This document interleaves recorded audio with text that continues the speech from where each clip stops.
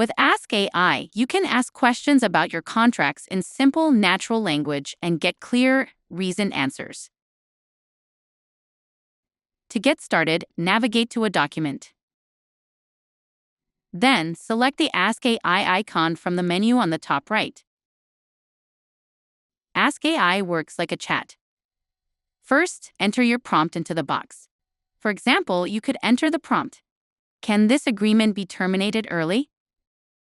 Press enter and the platform will then generate a response.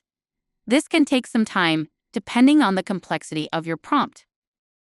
Where relevant, Ask AI provides links to its sources so you can review the information in context.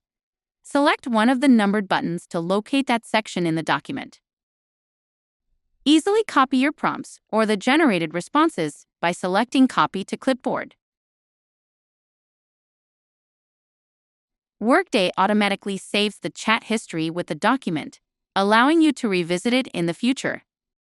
However, if you'd like to clear the chat, select Clear Your Chat History from the More menu in the upper right corner.